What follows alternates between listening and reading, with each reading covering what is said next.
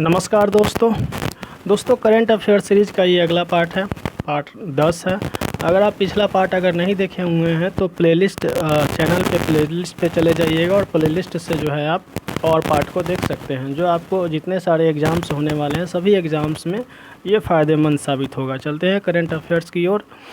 केंद्र सरकार द्वारा मिथिला मखाना को GI टैग दिया गया।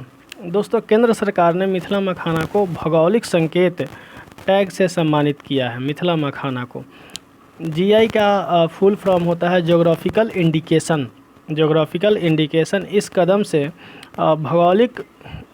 से उत्पादकों को उनकी प्रीमियम उपज का अधिकतम मूल्य मिलेगा। इस निर्णय से बिहार को मिथिला क्षेत्र के 5 लाख से अधिक किसान लाभान्वित होंगे। इस निर्णय से जो है बिहार के लगभग 5 लाख से अधिक लोगों को लाभ मिलने वाला है। एक बार किसी उत्पाद को अगर GI टैग मिल जाने के बाद कोई भी व्यक्ति या कंपनी उस नाम से समान वस्तु नहीं बेच सकती है।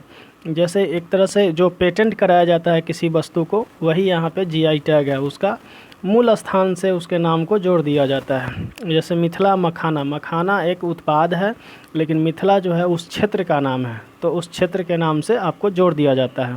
और ये कम से कम 10 साल की अवधि के लिए वैध होता है। मिथिला मखाना जो है आपको ये जो GI टैग मिला है 10 साल के लिए कम से कम वैध रहेगा।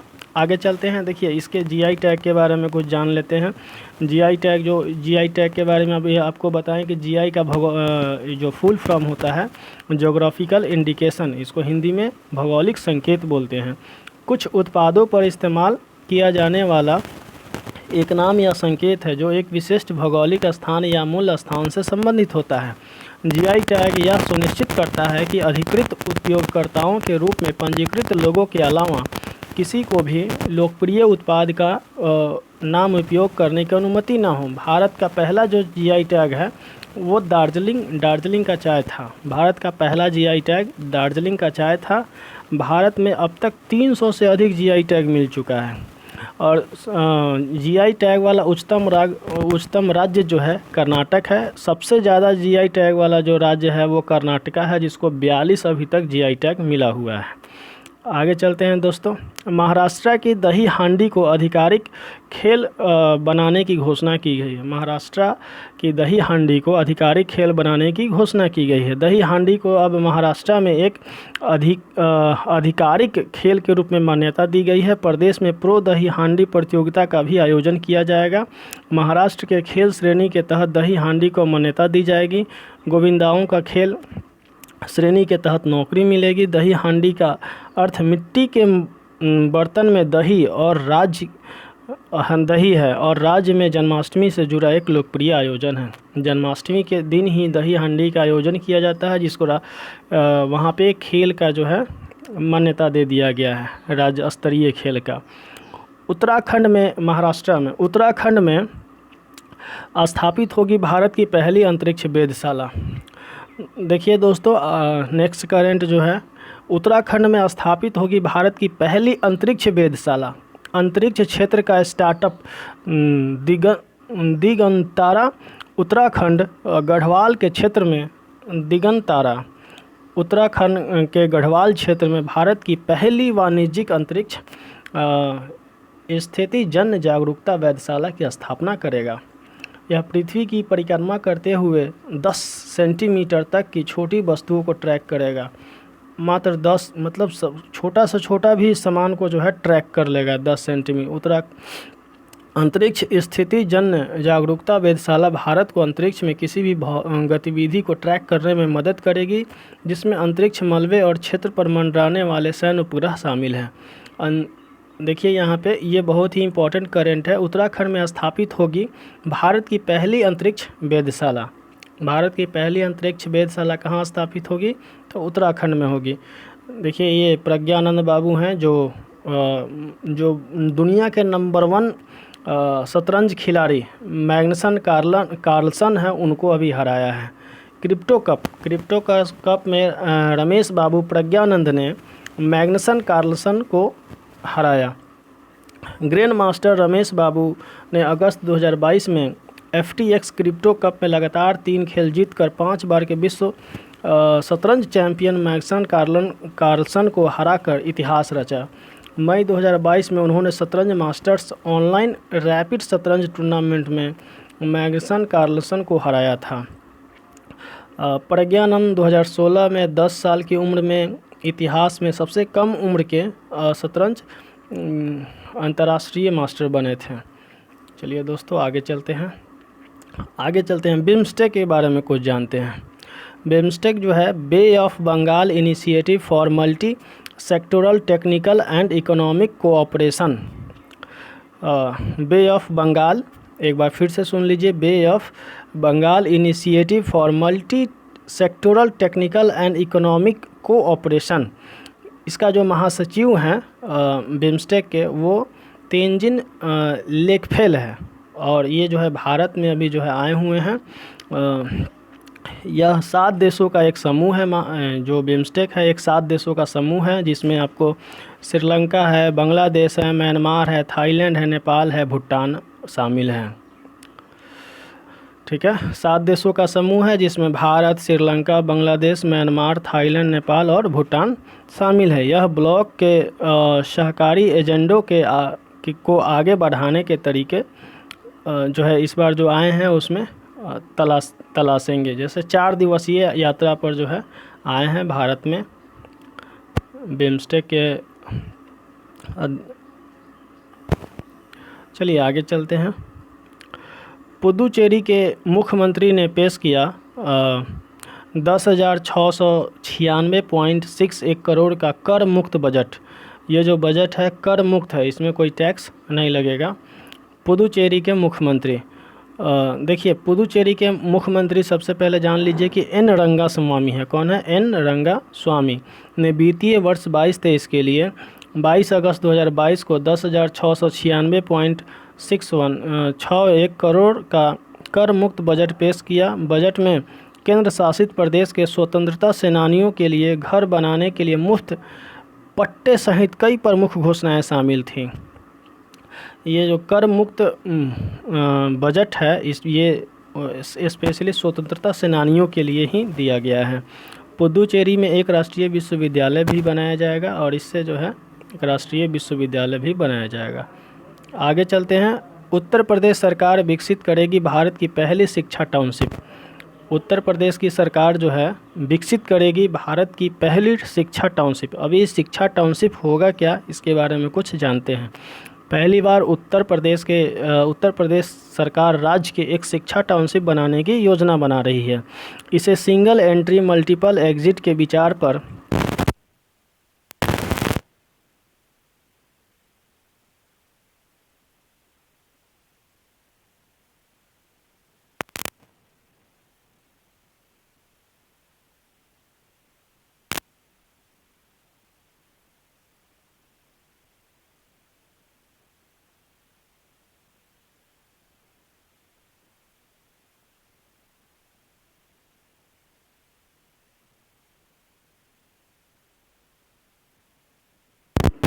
फिल्म निर्माता अब्दुल गफ़ार नाडियावाला का निधन हो गया। वयोवृद्ध फिल्म निर्माता अब्दुल गफ़ार नाडियावाला का निधन हो गया। अब्दुल गफ़ार नाडियावाला को 1965 की फिल्म महाभारत और 2000 के दशक की हेरा फेरी और वेलकम जैसी हिट कॉमेडी फिल्मों के साथ 50 से अधिक हिंदी फिल्मों के लिए जाना जाता है। उन्होंने 1953 में अपनी फिल्म निर्माण और मीडिया मनोरंजन कंपनी शुरू की थी। इनका बहुत सारा फिल्म आप देखे होंगे नाडियावाला का। चलिए खैर आगे चलते हैं। विदेश मंत्री डॉक्टर एस जयशंकर ने पराग्वे में महात्मा गांधी की प्रतिमा का अनावरण किया। ये विदेश मंत्री हमारे देश के जो हैं डॉक्टर एस जयशंकर है, उन्होंने पराग्वे में महात्मा गांधी की प्रतिमा का अनावरण किया। विदेश मंत्री एस जयशंकर ने अगस्त में पराग्वे में महात्मा गांधी की प्रतिमा का अनावरण किया। उन्होंने ऐतिहासिक कासा डे ला इंडिपेंडेंसिया का भी दौरा किया, जहां से 2 शताब्दी पहले दक्षिण अफ्रीकी देश स्वतंत्रता आंदोलन शुरू हुआ था। वह दक्षिण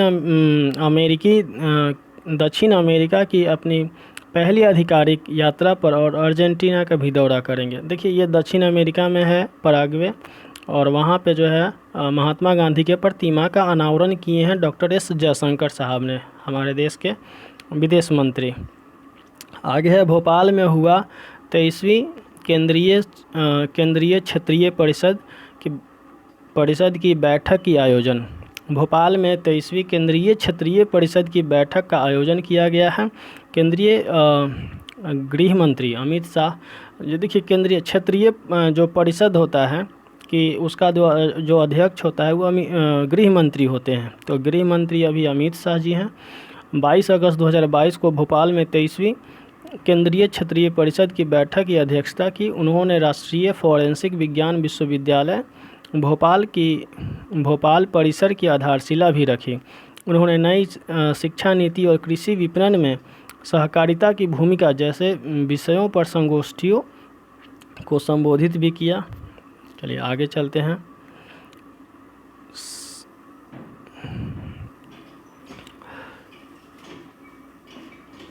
PSB शाखाओं को मिला डोर स्टेप बैंकिंग के लिए मासिक लक्ष्य। PSB शाखाओं को मिला डोर स्टेप बैंकिंग के लिए मासिक लक्ष्य। PSB एलायंस द्वारा निर्धारित लक्ष्य के अनुसार देश में राज्य द्वारा संचालित बैंकों की प्रत्येक शाखा को मार्च 2023 तक प्रति माह डोर स्टेप बैंकिंग सेवाएं प्रदान करने के लिए कम से कम 3 अनुरोधों को पूरा करना होगा। EAAC enhanced access and service excellence सुधार कार्यक्रम के हिस्से के रूप में सितंबर 2020 में वित्त मंत्रालय ने डोर स्टेप बैंकिंग पहल की शुरुआत की थी। सीधा इसका ये है कि PSB शाखाओं को मिलेगा डोर स्टेप बैंकिंग के लिए मासिक लक्ष्य, मतलब एक मास में आपको कितना काम करना है, एक महीने में, वो सब लक्ष्य भी आपको मिलेगा। देखिए बिम्स्टेक के बारे में जान लेते हैं। इसका तो फुल फॉर्म आपको बताए हैं, bay of Bengal initiative for multi sectoral technical and economical cooperation. यह एक अंतर्राष्ट्रीय संगठन है जिसमें 7 दक्षिण एशियाई और 1 दक्षिण पूर्व एशिया देश शामिल है। इसकी स्थापना 6 जून 1997 को हुई थी। इसका मुख्यालय जो है बिम्स्टेक का ढाका में है। भारत, बांग्लादेश, भूटान, नेपाल, थाईलैंड, श्रीलंका और म्यांमार इसके सदस्य हैं। यह हमेशा एग्जाम में पूछा जाता है। आगे है अंतिम पंघाल। अंतिम पंघाल ने नाम है, ये अंतिम पंघाल क्या है, नाम है। अंडर 20 विश्व कप चैंपियनशिप में जीता स्वर्ण पदक। अंतिम पंघाल अंडर 20 विश्व कुश्ती चैंपियनशिप में जो स्वर्ण पदक जीते हैं। 17 वर्षीय पहलवान अंतिम पंघाल 19 अगस्त 2022 को बुल्गारिया के सोफिया में अंडर 19 विश्व कुश्ती चैंपियनशिप में स्वर्ण पदक जीतने वाली पहली भारतीय महिला पहलवान बनी है।